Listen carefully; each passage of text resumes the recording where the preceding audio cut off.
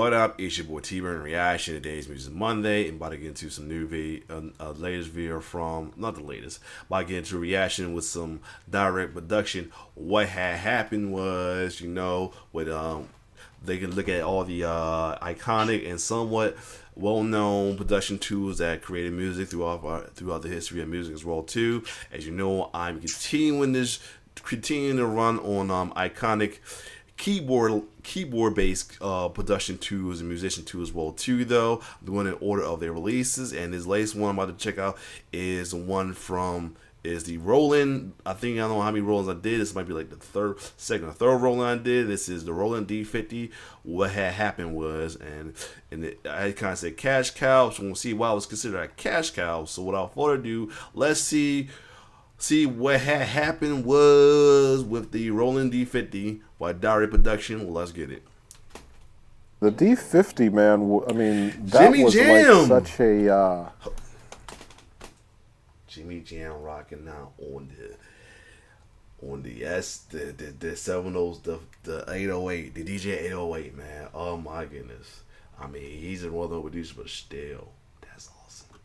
a game changer, the way that it sounded. What's up? You got your boy Direct, aka Native Shades, reminding you to like and subscribe, because today we're gonna be talking about the ROLAND D-50. What had happened was, so what does rolling down the street, smoking in I love his commentary. sipping on gin and juice, laid back with my mind on my money and my money on my mind, got with I'm looking at the man in the mirror. Whoa. Oh yeah, I'm hoping that he change his ways, or even Hold up. So first I thought you were trying to say rolling, like it's a rolling, but that Mary found that was the piano for that song, the rolling for Gin and Juice, but also that and the Simpsons. Wow, this is gonna be interesting. This is gonna be interesting. So what does Snoop Dogg, Michael Jackson, and the Simpsons have in common? Their iconic songs all use the ROLAND D-50. Wow. So let's take it back to another time, a better time and place. Around 1983, way down somewhere in LA in Orange County, there was a couple of guys in a music store. And these guys, they were just messing around with the equipment. They were the music store employees. They never really had any customers because it was located like right off a highway. They had a whole bunch of gear that no one ever came in to check out. So they got really good in using this gear, to the point where different dealers from other companies would come in. These guys would put on a show when it was the dealers that was supposed to show them what to do. It got to a point that the buzz was so huge about these guys that it actually reached the head of ROLAND at the time, Tom Beckham. So Beckham kept hearing about these guys in this shop in LA that was just getting busy. So one day Beckham decided to go down there and check it out. And they got busy. So he was like, yo, I want you guys to come with me and put on a show. And they was like, where? Where else do you think product developers put on a show at? NAMM. Damn, NAMM So was they out back took it then. to Wow. NAMM in Chicago. And these guys, along with Tom Beckham, put on a show at the NAMM at Chicago at the time. I think it was around 1984. Wow. And it was great. Yeah, I was born. And it got to a point, ROLAND Yeah, hired the age. guy as their sound engineer. And that guy is Eric Pearsing. And some of y'all is like, okay, who the hell is Eric Pearsing? Have any of y'all ever used Omnisphere?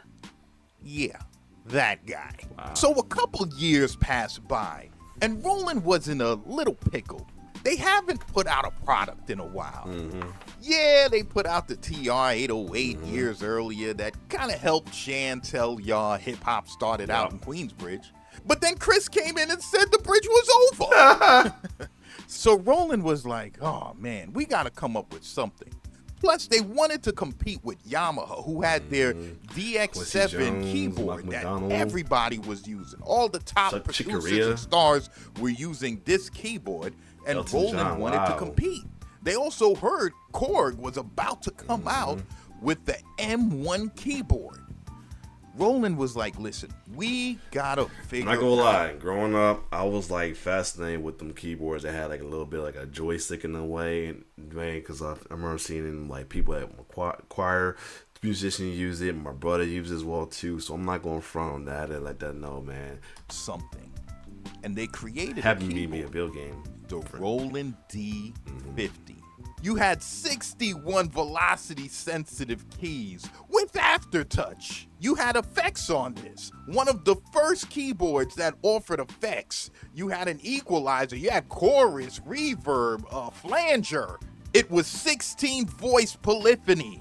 And it also had a built-in synthesizer in here. A synthesizer that kind of emulated an analog synth. So you can get those pure, warm, creative sounds. It was a digital keyboard, which had the digital screen on it. It had all the nice buttons. And it also had the main feature that people loved on this keyboard. You guessed it. The joystick. I just talked it up. I talked it up. I say I was fascinated by stuff like that. Come to find out that was the main feature folks liked about it. That's interesting. Hey. So this was Roland's new baby. This keyboard was set to take over the world as far as music sound. So Roland held a big meeting to present this thing. Everybody was gathered around and they were patiently waiting to hear it. And when they played the sounds, it was sanitation. It was trash. Everyone kind of looked at each other in the room and was like, oh no, not this. Don't do this. Don't put this out. They was worried. The head of Roland, the Japanese guy, was like, oh, hold on, wait, you guys don't like this? And it's kind of like being at the family cookout and you got that older uncle that's telling you how he used to rhyme and he still wants to be a rapper. And you're like, okay, let me hear something. He's like, you don't ever want to come and mess with me because I'm over here with the family.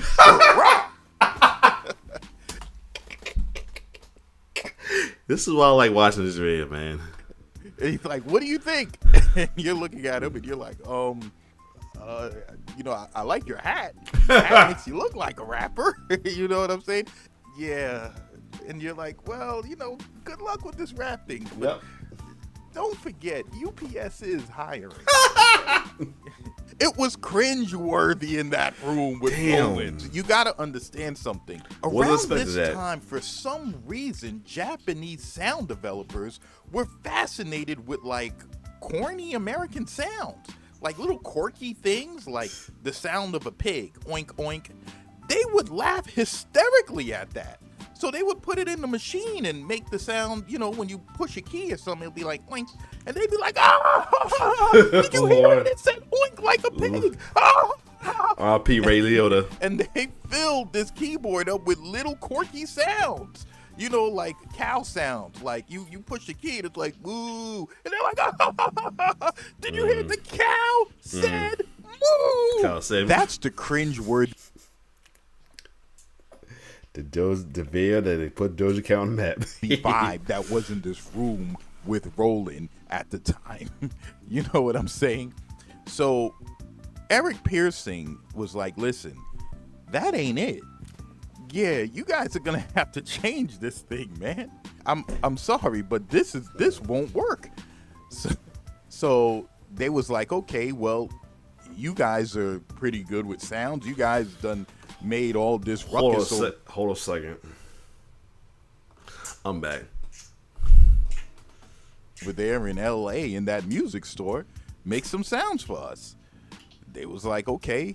And for like a year, Eric Pearson, along with another sound developer, Adrian Scott, who was actually a member of the rock group Air Supply, went in and they created basically the soon-to-be legendary sounds inside the Roland D-50.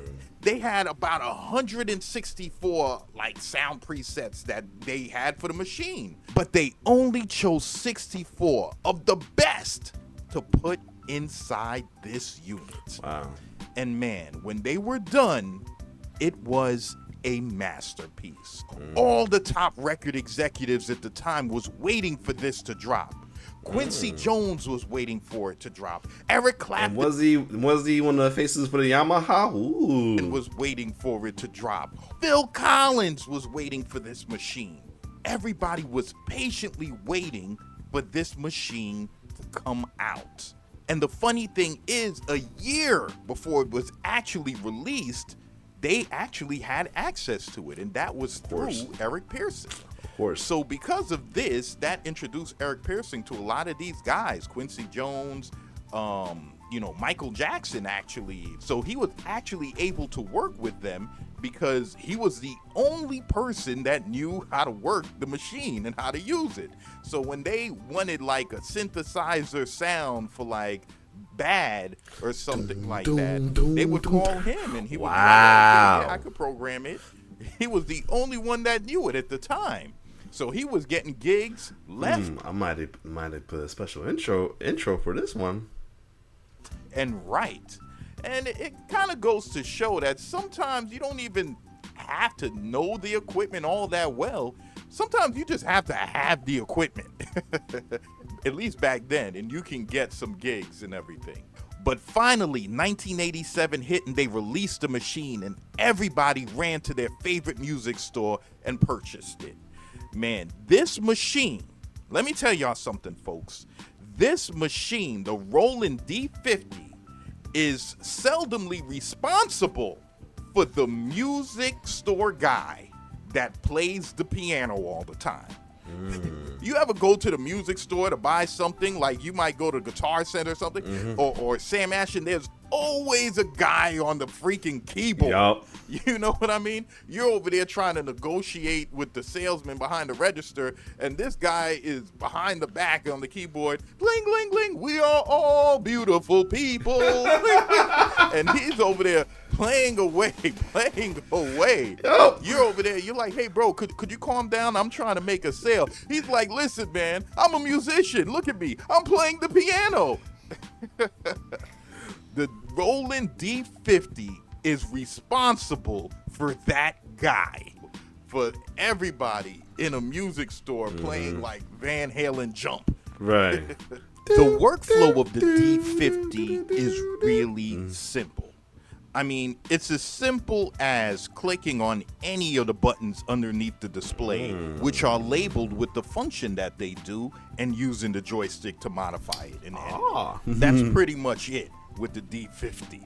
On the keyboard itself, it actually shows you how to combine the synthesizer Yeah, I was wondering what setting. that part was. Also Nice. comes with a memory card slot where you can put more sounds if you wanted to. If you were able to get more of them classic Roland sounds, you could put them in there and just start playing away. All the sounds combined in the unit itself, it's less than 1 megabyte. Can you believe that? All these great sounds that it has packed within this thing is less than 1 megabyte. It's about 997K. But even though you can do all of this synthesizer stuff and programming, that's not what musicians love about this keyboard. The thing musicians love about this keyboard are the presets. The sounds are already incredible. They already sound angelic where you don't have to do anything. A lot of producers swore by this, man. Teddy Riley with the whole New Jack Swing used this. New Edition. Can you stand the rain? It showed Jimmy Jam. You know what I'm saying? Janet Jackson with the whole "We are a part of And a Jimmy Jam and rhythm Terry Lewis. nation." They use this joint Like on all time. these hits. When the Roland D-50 came out, it was about $1,800, $1,900, which was a pretty decent price. It was a decent price. Whoa, that's pretty affordable. Just for something like that, compared to other keyboard, that's pretty affordable right there. That especially after probably was a good chunk of money back then though. But nowadays that'd be something kind of affordable right there. For a working producer to go out and get this machine, and boy did they get it. Now, the Roland D-50 did fall victim to the same fate that one of the keyboards that followed it fell victim to. the legendary Cord Triton, Yeah, which was people got tired of the sounds after a while. Once it hit about 1991, I went over that. People were kind of, they were kind of tired of the sound. They're like, okay, we heard all these classic 80s sounds and stuff. I want something different. But a funny thing happened. Give it a couple years when the 2000s and early 2000s was coming about, and boom, right back again. People was back on them sounds, man. True. The unit just sounds good. They're already #1 hit test. And they probably back on that sound again because, a lot of newer stuff are using a lot of 80s sounds as well, too. Prime example, The Weeknd and many others as well, too. So, yeah. So these sounds work, and they're good. So, yeah, man, that's the Roland D-50. What had happened was... So this is your boy, Direct, a.k.a. Native Shades. Yep, good one, though. This was a good little episode to check out as well, too, though. Like, know your history. And the thing about it, the fact that it's true it came back, because, like I said, that type of sounds, some sounds are, like, ageless this time. Like, for a minute, it'd be not the thing they're using for a while, it's not the thing. Then it goes back to it, though. The 80s sounds, the folk disco sounds in a way as well, too. So, yeah. Other than that, this was a good little video. I always like watching, ooh, my man just fell right to sleep. Cool. Perfect. Anyway, I always love these direct production videos as well too, and they always come out pretty awesome. And I love the commentary, the breakdown that Direct does, as well as it's a funny commentary and the metaphors he has in it as well too. But other than that, we will continue down the road with the keyboard production as well too. As a matter of fact, let's go in direct production, see what we be going on next on as well too. But yeah, I like listening to these checking out these keyboard these productions. I like all this, not just the keyboard, all the tools that he breaks down well too. But this keyboard ones too, especially somebody that was kind of into getting the keyboard in a way, because my mom wanted me to. I took piano lessons as a kid going up though. So the next one we going to is something we're going from something that was a cash cow to something that was pretty expensive, and literally we're going back to Korg again. But other than that, if you like my reaction, make sure I see another one was a keyboard based. Let me see if I added it on there already in my playlist. I did. But other than that, make sure this Korg is in there too, because I have a playlist where I put my stuff in. There's no one to have set. Yep, I have a playlist. Got to move it up. But other than that, if you like my reaction, like, share, subscribe to my YouTube channel. It's your boy T-Bear signing off. One love.